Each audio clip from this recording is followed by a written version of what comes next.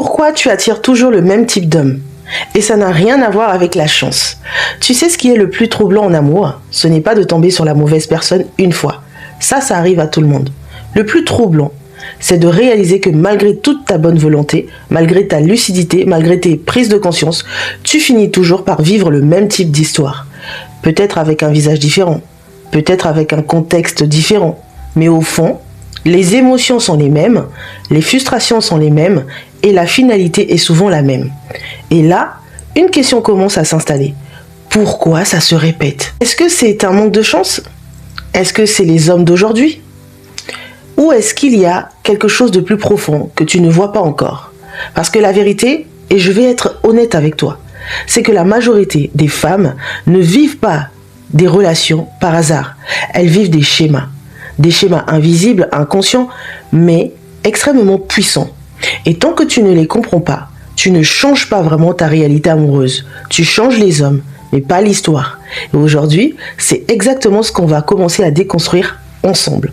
Accroche-toi, like la vidéo, partage-la et surtout, active la cloche de notification pour ne... C'est quoi un schéma amoureux inconscient? Avant de vouloir changer ce que tu vis en amour, il faut déjà comprendre ce qui est en train de se jouer. Parce que tant que tu mets des mots flous sur quelque chose de profond, tu restes impuissante face à ce que tu ressens. Alors, on va être très clair. Un schéma amoureux inconscient, ce n'est pas un manque de chance. Ce n'est pas non plus une mauvaise période. C'est un mécanisme interne, automatique, qui influence tes choix, sans que tu t'en rendes compte. C'est comme un programme en arrière-plan. Tu vis ta vie, tu rencontres quelqu'un, tu ressens quelque chose. Et tu crois que tout est spontané, naturel, logique. Mais en réalité, il y a déjà une partie de toi qui reconnaît quelque chose de familier, quelque chose que tu as déjà ressenti bien avant cette personne. Et c'est ça le piège. Parce que tu ne tombes pas amoureuse uniquement de la personne en face de toi.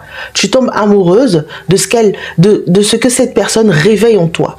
Et ça, c'est une nuance qui change tout. Un schéma amoureux inconscient, c'est donc une répétition émotionnelle, une manière d'aimer que tu n'as pas choisi consciemment, mais que tu rejoues encore et encore, même quand ça te fait souffrir.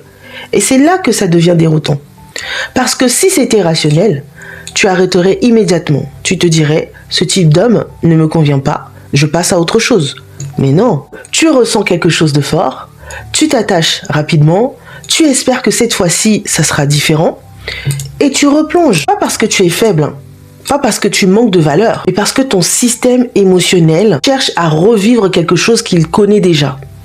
Et là, j'ai envie de te poser une simple question. Est-ce que tu as déjà vécu une relation où au fond de toi, tu savais que ce n'était pas totalement sain et tu y es resté quand même? Si la réponse est oui, alors tu as déjà été sous l'influence d'un schéma. Le problème, ce n'est pas que tu le ressentes. Le problème, c'est que tu interprètes mal ce que tu ressens. Tu penses que l'intensité égale de l'amour, le manque égale de l'attirance, l'instabilité égale de la passion. Alors qu'en réalité, l'intensité peut venir d'une blessure activée. Le manque peut venir d'un vide intérieur. Et l'instabilité n'a jamais été preuve d'amour. Mais comme ton corps reconnaît ces sensations, il te dit, ça c'est important, ça c'est fort, ça c'est de l'amour. Et tu y crois. C'est pour ça que certaines femmes passent à côté de relations saines, parce qu'elles disent « je ne ressens rien », alors qu'en réalité, elles ressentent du calme, de la stabilité, de la sécurité. Mais comme ce n'est pas ce qu'elles ont connu, ça ne leur paraît pas vrai, ça ne leur paraît pas intense. Et elles repartent vers ce qui les fait vibrer, même si ça les détruit. Donc retiens bien ça. Un schéma amoureux, inconscient, ce n'est pas une fatalité, hein. C'est une mémoire émotionnelle active. Une mémoire qui influence qui t'attire, comment tu t'attaches, ce que tu tolères et pourquoi tu restes même quand tu souffres. Et tant que cette mémoire n'est pas mise en lumière, elle pilote ta vie amoureuse à ta place. Et c'est exactement pour ça que comprendre ne suffit pas, vouloir ne suffit pas, décider ne suffit pas. Parce que tu ne luttes pas contre un manque de volonté. Tu fais face à un système intérieur qui cherche à se rejouer. Et dans les prochaines minutes, tu vas comprendre pourquoi tu répètes ces histoires. Et surtout, pourquoi ça te paraît si difficile d'en sortir. Pourquoi tu répètes les mêmes histoires? On va mettre les choses à plat. Si aujourd'hui tu as l'impression de revivre toujours les mêmes relations, ce n'est pas parce que tu attires que des hommes comme ça. C'est parce qu'il y a une partie de toi qui est attirée par ce type d'énergie. Et ça, c'est une vérité qui peut déranger. mais c'est surtout une vérité qui libère. Parce que tant que tu penses que le problème vient uniquement de l'extérieur, tu attends que les bons hommes apparaissent. Tu espères tomber sur le bon, tu subis, et dès que tu comprends que quelque chose en toi participe à cette répétition, tu reprends du pouvoir. Alors, pourquoi tu répètes les mêmes histoires? Parce que tu ne choisis pas l'amour. Tu choisis ce qui te semble familier émotionnellement. Et attention, familier ne veut pas dire sain. Familier veut simplement dire « je connais cette sensation, je l'ai déjà vécue, mon système sait comment réagir ici ». Même si cette sensation est inconfortable, même si elle est douloureuse, je vais te donner des exemples concrets. Une femme qui a grandi avec une sensation de rejet, elle va inconsciemment être attirée par des hommes difficiles à atteindre. Des hommes froids, distants, indisponibles. Pourquoi? Parce que ça réactive quelque chose qu'elle connaît déjà. Et là, inconsciemment, son cerveau se dit « cette fois, je vais réussir. Cette fois, je vais être choisie. Cette fois, ça va réparer quelque chose. » Mais en réalité, elle ne guérit pas. Elle rejoue. Une femme qui a connu l'abandon, elle va avoir tendance à s'accrocher, à accepter plus que ce qu'elle devrait, à rester même quand ça ne lui convient pas. Parce que partir, c'est revivre cette sensation d'abandon qu'elle redoute profondément. Donc elle préfère s'adapter, minimiser, espérer, plutôt que de ressentir cette blessure. Et une femme qui a grandi dans un environnement instable, elle va associer l'amour à quelque chose d'imprévisible, de changeant, de parfois intense, parfois absent. Donc, elle rencontre quelqu'un de stable, de constant, elle peut ressentir du vide, de l'ennui, un manque de connexion, alors que ce qu'elle ressent réellement, c'est de la sécurité. Mais comme ce n'est pas ce qu'elle connaît, son cerveau interprète ça comme « ce n'est pas pour moi ». Et c'est là que se crée une confusion énorme. Tu crois que tu suis ton cœur, mais en réalité tu suis une mémoire émotionnelle.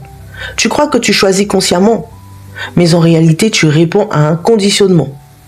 Et le plus subtil dans tout ça, c'est que ces schémas sont souvent renforcés par l'intensité. Plus c'est fort émotionnellement, plus tu crois que c'est important, plus tu crois que c'est réel. Mais laisse-moi être très clair avec toi. Ce n'est pas parce que c'est intense que c'est juste. Ce n'est pas parce que ça te bouleverse que c'est de l'amour. Parfois, ce qui te bouleverse, c'est une blessure qui se réactive, pas une connexion qui se construit. Et c'est exactement pour ça que tu peux te retrouver dans des relations où tu penses énormément à lui, tu ressens carrément un manque constant. Tu analyses chaque message, chaque silence, tu vis des montagnes russes émotionnelles. Et tu appelles ça une histoire forte? Non. Alors qu'en réalité, tu es en train de vivre un attachement activé par une insécurité. Et là, il y a un point extrêmement important à comprendre. Ton cerveau ne cherche pas à te rendre heureuse. Il cherche à te garder dans ce qu'il connaît, même si ce qu'il connaît te fait souffrir. Parce que pour lui, le connu égale sécurité, l'inconnu égale danger. Donc, il va toujours te ramener vers les mêmes dynamiques, les mêmes profils, les mêmes scénarios. C'est pour ça que tu peux sincèrement vouloir une relation saine, mais te sentir attiré par quelqu'un qui ne te l'offre pas.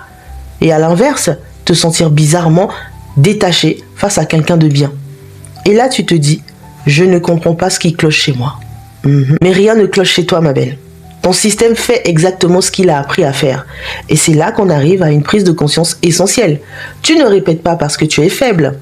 Tu répètes parce que tu es programmé émotionnellement à aimer de cette manière.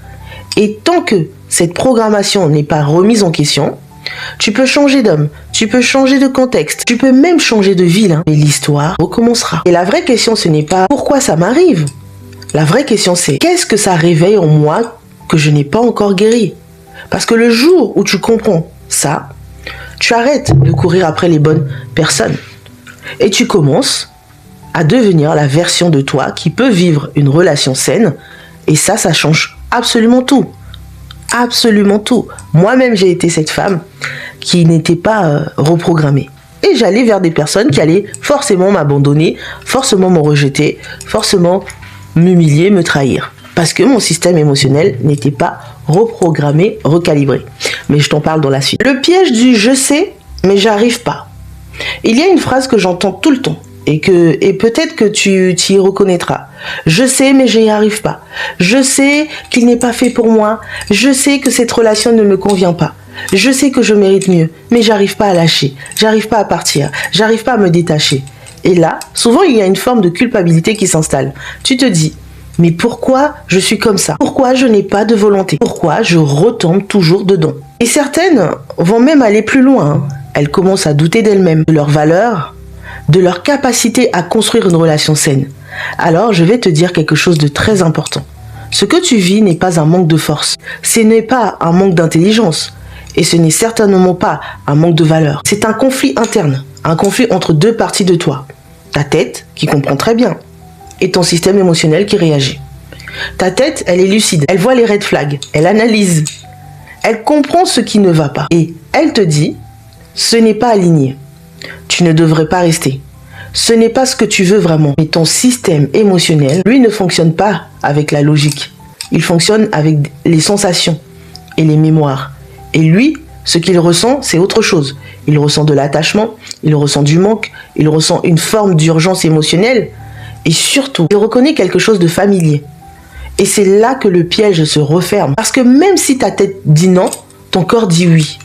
Même si tu sais que ce n'est pas bon pour toi, tu ressens quelque chose de fort. Et ce ressenti prend le dessus. C'est pour ça que tu peux supprimer son numéro et le réenregistrer. Décider de couper et reprendre à son message. Te promettre de passer à autre chose et replonger dès qu'il revient. Et après coup, tu te dis, mais pourquoi j'ai fait ça? Parce que dans ces moments-là, ce n'est pas ta version consciente qui décide. C'est ton système émotionnel activé. Et quand il est activé, il cherche à soulager une tension. Il cherche à retrouver une sensation. Il cherche à revenir à ce qu'il connaît, même si ça te fait souffrir après. Et c'est là qu'il faut être très honnête. Tu ne luttes pas contre une personne, tu luttes contre une dépendance émotionnelle. Oui, le mot peut être fort, mais il est juste. Parce que tu ressens dans certaines relations, ce n'est pas uniquement de l'amour, c'est aussi une forme d'addiction émotionnelle. Pourquoi? Parce que ces relations activent du manque, de l'incertitude, des pics émotionnels. Et ton cerveau adore ça. C'est un peu comme une montagne russe. Tu montes très haut, tu redescends très bas et tu recommences. Et entre deux, tu attends, tu espères, tu analyses. Et cette attente crée encore plus d'attachement. Alors quand tu dis « je sais, mais j'arrive pas », ce que tu veux dire en réalité c'est « ma tête a compris, mais mon système n'est pas encore aligné ». Et ça, c'est complètement différent. Parce que si tu penses que c'est un problème de volonté, tu vas essayer de te forcer, de te contrôler, de résister même. Et ça ne tient jamais longtemps. Pourquoi? Parce que tu ne peux pas gagner un combat contre toi-même en utilisant uniquement la force. Ce qu'il faut comprendre, et c'est là que tout change, le vrai travail ne se fait pas au niveau mental, il se fait au niveau du système émotionnel. C'est exactement là qu'intervient ce que j'appelle le recalibrage émotionnel. Ce n'est pas juste penser différemment, c'est apprendre à ne plus être attiré par ce qui te déséquilibre, apprendre à te sentir en sécurité dans quelque chose de sain, apprendre à ne plus confondre intensité et connexion. Parce qu'aujourd'hui, ton système peut être encore calibré sur le manque, sur l'instabilité, sur la validation extérieure. Donc forcément, c'est vers ça que tu vas naturellement aller.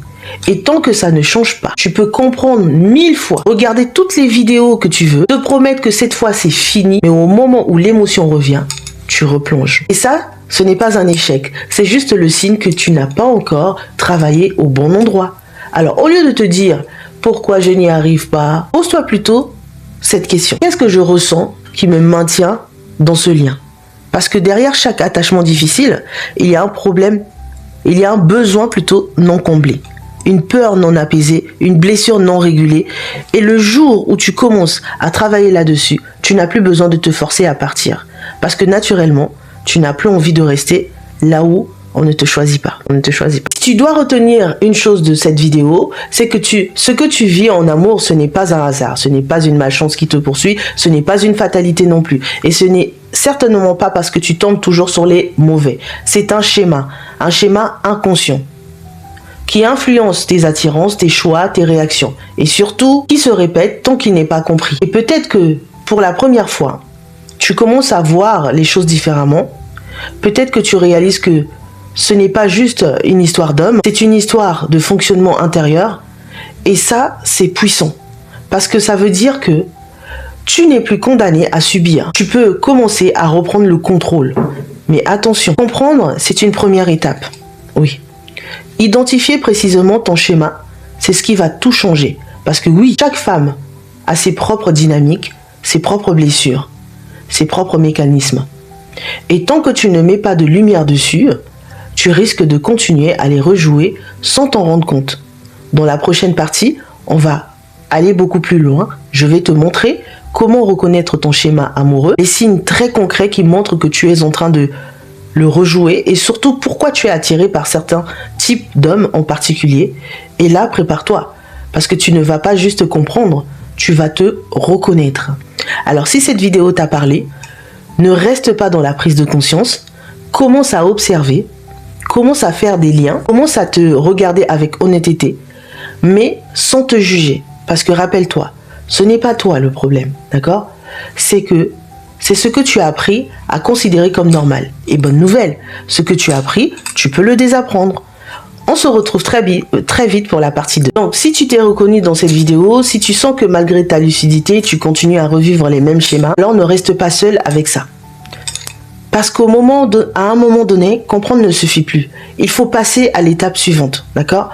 Te faire accompagner pour transformer en profondeur ce qui se rejoue en toi. C'est exactement pour ça que j'ai mis en place des appels découverts, un moment d'échange avec moi, en toute bienveillance, où on va venir regarder ensemble quels sont les schémas que tu rejoues aujourd'hui, ce qui émotionnellement t'empêche d'en sortir et surtout comment tu peux commencer à t'en libérer concrètement. Mais je préfère être transparente avec toi. Ce n'est pas un appel blabla. Ce n'est pas un appel pour te rassurer 5 minutes, c'est un appel pour les femmes qui sont prêtes à se regarder avec honnêteté, à sortir de leur répétition et vraiment changer leur vie amoureuse. Donc si tu sens que c'est le moment pour toi, tu peux réserver ton appel juste en dessus de cette vidéo et on viendra voir ensemble si je suis la bonne personne pour t'accompagner dans ce processus. Parce qu'à un moment donné, soit tu continues à espérer que ça change, soit tu décides de devenir la femme pour qui ça change. Et crois-moi, ça commence toujours par une décision. Sur ce, à la prochaine pour la partie 2.